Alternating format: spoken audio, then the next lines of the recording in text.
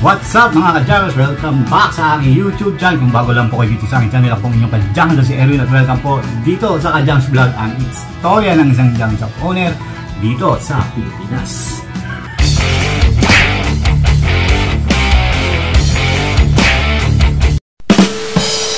Ngayon today's video mga ka-Jammers, magandang umaga sa inyo sa mga ipaning na mundo. Ang araw po ngayon ay Sunday, November 24 na po mga ka-Jammers at ang oras na ay 7:38 na ng umaga, no? So, yung mga bago lang dito sa aking channel, ako po si Erwin, gumagawa po ako ng mga video tutorial para sa mga jam shop owner o yung mga bago pa lang at magkaroon kayo ng idea kung magkano nga ba ang mga bentahan ng mga jam shop doon sa mga nire-rektahan nila. No, ang bibigay ko sa inyong price list ay yung mga binibentahan ko po mga dyan sa mga kumpanya nung nag-jam shop pa ako, no, mga dyan, no? So, hanggang ngayon binibigyan pa rin nila ako ng piso ng price dahil baka nga bumalik din ako sa pag-jam shop ko. Karoon lang ng problema yung aking permit ng renewal dito dahil nagkaroon ng problema ako dun sa BPLO ng munisipyo namin, no? So yun, sa akin na lang yung ano man nangyari na yun, no? So yun, so dito sa video to, magpa-price update tayo ng meters at tanso doon sa aking nirerektahan. At mga bago lang dito sa aking channel, gawin nyo lang itong guide, ipagkumpara nyo rin ito yung mga price list na babanggitin ko, pagkumpara nyo lang yan doon sa mga junk shop na inyong mga pinagbibentahan o yung mga pinagre-rektahan. So yung mga bago lang na nanonood dito sa aking channel, no? So stay tuned lang mga ka-Jammers, no? Dahil para may matutunan po kayo dito sa ating video for today. So huwag natin yung patagalin. Kung handa na kayo, hawak na kayo ng lapis papel. Sisimulan na natin yan in 5, 4, 3, 2, 1. Ilista nyo na yan.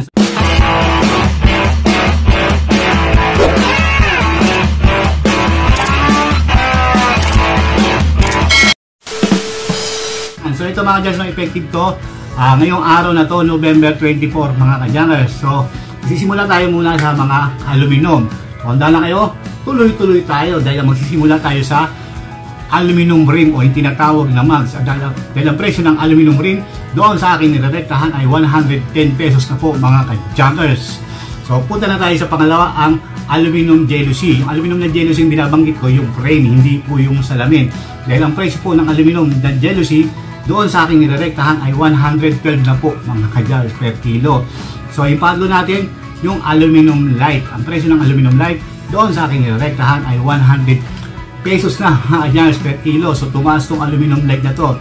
Siyempre kung mayroong aluminum light, meron din tinatawag na aluminum solid o yung tinatawag na hard. Ang presyo ng aluminum solid o hard doon sa ating nirerektahan ay 102 na mga ka-Jammers per kilo. So napakataas natin, no? So punta na tayo sa aluminum incan o yung tinatawag na panta. So ang presyo niyan doon sa ating rektahan ng aluminum incan o panta ay 96 pesos na mga ka-Jammers per kilo. So mataas to. So punta na tayo sa aluminum spam. Aluminum siya, yung kulay gold, no? Pag binilatan niyo siya, may kulay gold. So pag bibenta niyo yun sa junk shop, kailangan tanggal na yung pinaka-papel niya, yung pinaka-cover niya.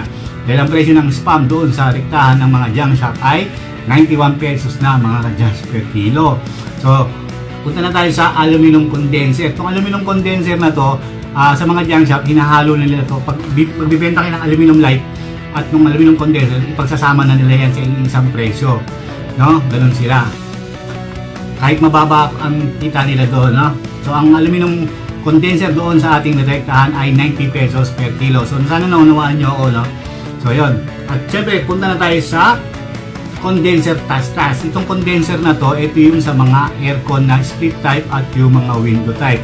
Kasi tinatawag ng tas-tas, yung aluminum lang to na pinagkastasan. Dahil yung condenser na sinasabi ko, yung merong tanso sa loob. Kasi dalawang klase nga yung condenser, yung gawa sa aluminum, at ito naman yung condenser na mayroong tanso o copper tube doon sa loob ng condenser. So sana naunawaan nyo ko.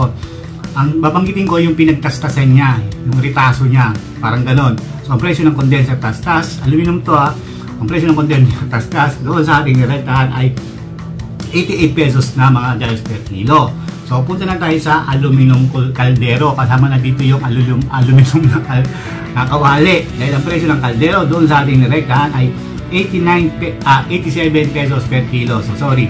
So punta na tayo sa stainless. Ang presyo ng stainless doon sa ating nirektahan ay 64 pesos per kilo. At yung radiator, so dalawang klase ang radiator. Merong radiator na gawa sa aluminum. So ibabanggitin ko yung radiator na gawa sa tanso at tansong dilaw at tanso, no? So yung ito mga karaniwang makikita nyo sa mga jeep at truck, no? Kasi yung mga kotse minsan aluminum yun. So yung babanggitin ko yung sa mga jeep at truck, no? Yung may tanso at dilaw. So ang presyo ng ng radyeto doon sa ating rektahan ay 290 na mga adjans per kilo. So napakataas nito. So punta na tayo sa condenser. Itong babanggitin condenser, ito yung sa mga split types at yung mga window types. Ang presyong bibigay ko sa inyo, ito yung buo, yung hindi tinastas, no? Kasi bumibili rin sa rektahan ng hindi tinastas, ng tinatawag na condenser buo. At dahil ang presyo ng condenser buo, yung may tanso pa siya, ang presyo niyan doon sa ating rektahan ay 245 pesos na mga kadyans per kilo. Kaya yung iba, tinatastas na yan dahil mataas ang presyo ng tansong pula C. So yung tansong pula C, malalaman natin yan doon sa dulo ng video ito. So punta na tayo sa tansong dilaw. Ito na, ang presyo ng tansong dilaw. Doon, kasama na dito yung bronze mga kadyans yung tanso. So pinag-isa na lang yan ngayon. Dati kasi pinagkahiwalay na presyo yan. Dati mas mataas ang bronze. Ngayon, mas mababa na yung bronze. Kaya pinagsama na lang yung isang presyo sa tansong dilaw. Ang presyo ng tansong dilaw ngayon sa ating direkta ay 325 pesos na mga adjans per kilo. So tumaas to ng bahagya. So punta na tayo sa tatlong klase ng tansong mga wire.